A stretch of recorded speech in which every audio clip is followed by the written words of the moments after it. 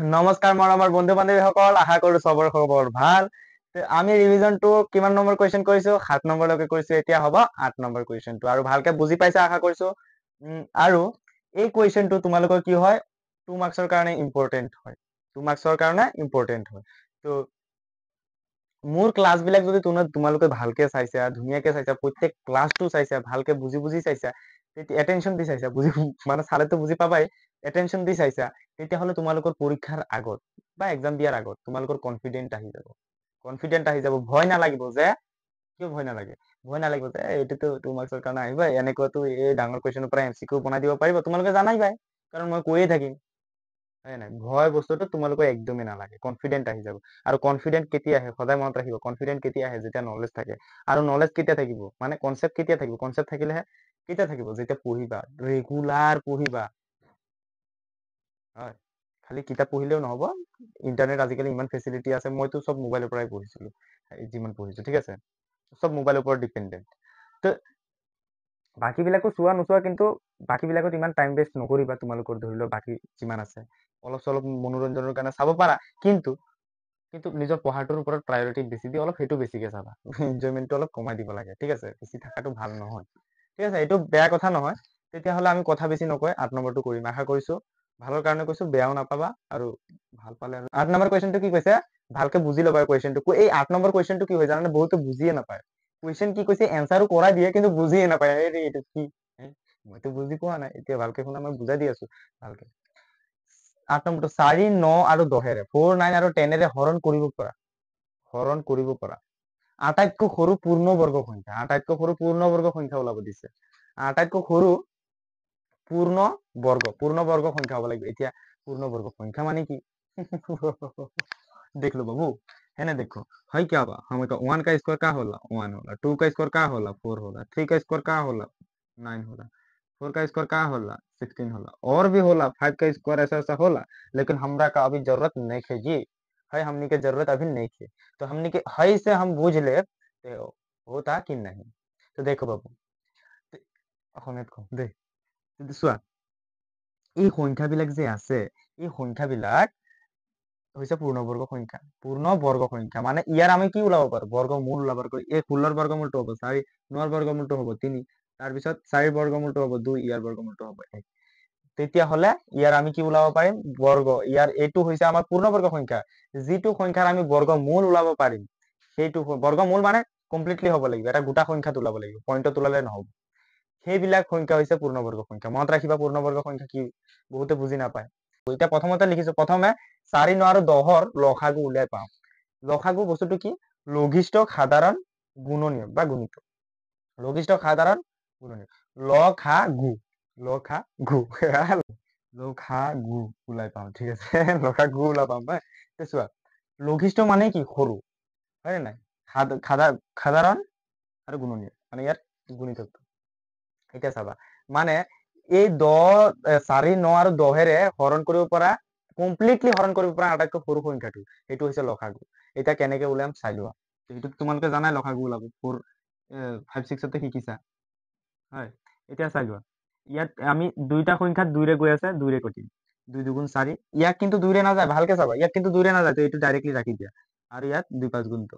এতিয়া চোৱা, এইটো এতিয়া আৰু কাটা নাযাব, 5টো আৰু নাযাব। 5 দি যালে কি হ'ব? একে থাকিব, দিয়া নিদিয়া একে কথা। ইয়াক 3ৰে যাব, 3ৰে কৰা। ইয়াক নাযায়, ইয়াক ৰাখি দিয়া, 3 3 গুণ 9, আৰু ইয়াত যেনেকে আছে তেনেকে ৰাখি দিয়া। বুজি পাইছা? এইবিলাক যেনেকে আছে তেনেকে থাকিব, 3 3 গুণ 9, আৰু ইয়াকো যেনেকে আছে তেনেকে থাকিব। বুজি পাইছা? এতিয়া চাই লোৱা, এই গোটেই সংখ্যাবিলাক আমি পূৰণ কৰিম। তে লিখা ইজ ইকুৱেল টু 2 পূৰণ 3 পূৰণ 2 পূৰণ 3 পূৰণ 5। এতিয়া চাই লোৱা, এইকেইটা আমি পূৰণ কৰিম। 3 2 চোৱা, এই মানে এই 4 9 আৰু 10ৰ লসাগুটো কি হ'ব চোৱা।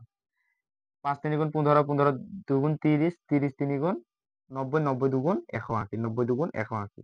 তো চাই লোৱা, এতিয়া 9, 4 আৰু 10ৰে হৰণ কৰিব পৰা আটাইতকৈ সৰু সংখ্যাটো হৈছে 180। 180 চাই লোৱা, বুজি লোৱা। 4, 9 আৰু 10ৰে হৰণ কৰিব পৰা আটাইতকৈ সৰু সংখ্যাটো হৈছে 180, কিন্তু ইয়াত কি কৈছে? হৰণ কৰিব পৰা আটাইতকৈ সৰু পূৰ্ণবৰ্গ সংখ্যাটো। এই 180টো কিন্তু পূৰ্ণবৰ্গ সংখ্যা নহয়। ইয়াৰ বৰ্গমূল ওলাই চাবা, গোটা সংখ্যাত নোলাব। আৰু আমি কেনেকে গম পাম চাই লোৱা, ইয়াত 2 কেইটা আছে? 2টা আছে। তিনি কেইটা আছে? দুটা আছে। কিন্তু 5টো কেইটা আছে? এটা আছে। তো ইয়াৰ বৰ্গমূল নোলাবই। মানে এইটো এটা কমপ্লিটলি নহ'ব। 5টো জোৰ হৈ থকা নাই। আৰু এটা যদি 5 থাকিলে হয়, এইটো পূৰ্ণবৰ্গ সংখ্যা হলে হয়। কিন্তু আৰু এটা 5 আছে নেকি? নাই। এই দুটা জোৰ আছে, 2ৰ জোৰ আছে, 3ৰ জোৰ আছে, কিন্তু 5ৰ জোৰ নাই। এইটো এটা পূৰ্ণবৰ্গ সংখ্যা নহয়। এতেকে আটাইতকৈ সৰু পূৰ্ণবৰ্গ সংখ্যাটো কি হ'ব? আৰু এটা যদি আমি 5 পূৰণ কৰি দিওঁ, আৰু এটা 5 যদি পূৰণ কৰি দিওঁ, তেতিয়াহ'লে কি হ'ব? ইয়াত 5ৰ জোৰ হৈ যাব আৰু পূৰ্ণবৰ্গ সংখ্যা হৈ যাব। বুজি পাইছা?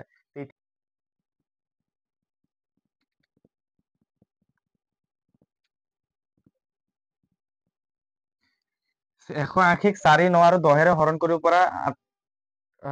কৰিব পৰা সংখ্যা, মানে আটাইতকৈ সৰু সংখ্যা হৰণ কৰিব পৰা। ইয়াত লিখি দিবা আটাইতকৈ সৰু সংখ্যা। কিন্তু ই এটা পূৰ্ণবৰ্গ সংখ্যা নহয়। কিন্তু ই এটা পূৰ্ণবৰ্গ সংখ্যা। বুজিছা নাই? মই যাতে 2 মাৰ্কসটো ফুল পোৱা, সেইকাৰণে মই গোটেই সোপা লিখি দি আছো। তেতিয়াহ'লে ই কিন্তু এটা পূৰ্ণবৰ্গ সংখ্যা নহয়। এতিয়া আমি কি কৰিম? আৰু 5টো জোৰ হৈ থকা নাই। 5টো ইয়াত জোৰ হৈ থকা নাই। গতিকে আৰু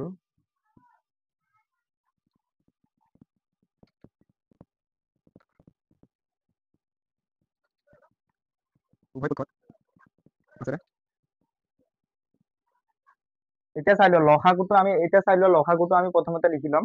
লসাগুটো কিমান? লসাগু ইয়াত যেনেকে লিখিছো, লসাগুটো কিমান? এতিয়া চোৱা, ইয়াত লসাগু ইজুকেল টু এইটো আছে ন? তো লসাগুৰ ঠাইত আমি কি লিখিম? 180 লিখিম। কাৰণ এইটো লসাগুটো 180।